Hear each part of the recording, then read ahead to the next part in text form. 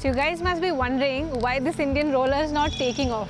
That's because it's made completely out of paper. The first and foremost thing is to make it so real that I can actually fool my audiences. I'm Niharika Rajput and I'm a wildlife artist specializing in building carefully handcrafted sculptures of birds and animals.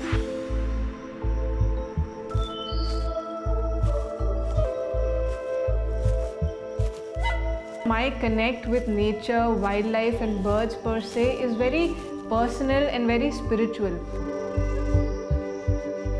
My love for nature is inborn. My father comes from a defense background and we traveled quite a lot. So we always had forested areas and green patches around me. So I used to always venture out into the gardens that we had and just look at insects and spiders and butterflies, etc.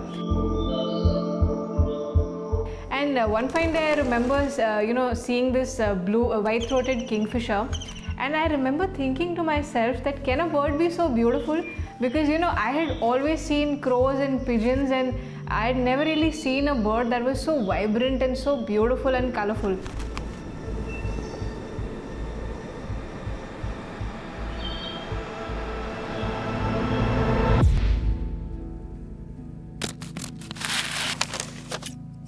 When I'm building my pieces, the first and foremost thing is to make it so real that I can actually fool my audiences, whether it is a real bird or an animal or not.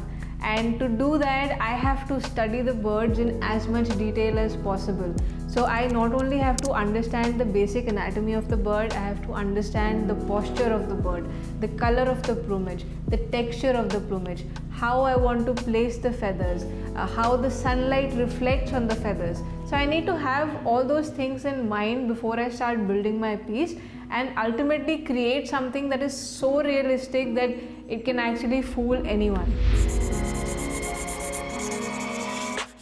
I usually start by sketching out all the details like the wing feather, the tail feather, the shape of the body, how big it is going to be, the various dimensions of the bird that I'm building. But when I'm doing life-size versions, like in this case I'm building an American kestrel. So if I'm doing a life-size version, then I have to make sure that the size of the wing feather and tail feather is in proportion with the body of the bird. Basically create a wire structure of the bird. I try to basically weave the entire structure with thinner galvanized iron wire. While I'm weaving the entire structure with wire, I stuff it with old newspaper, or you can use any kind of paper. Once that is done, I basically try to cover the entire body with thin strips of paper to get an even surface. I basically move on to cutting out the paper feathers. Now this is the most interesting part of the process. Now once all my feather work is done, I move on to my favorite part of building the birds, and that is painting them. So when I start painting the birds, I usually do a base coat and then I move on to the finer details. And once the bird is done, I just for the eye and for any other detail, I just apply a coat of varnish just to give it that glisten that is there in the eye.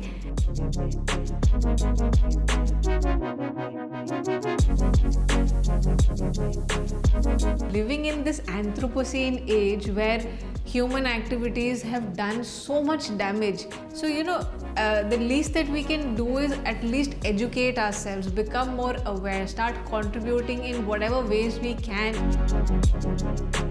We have to live in harmony with other wildlife. We need to give space to everything and everyone on the planet, because that is how we will function together.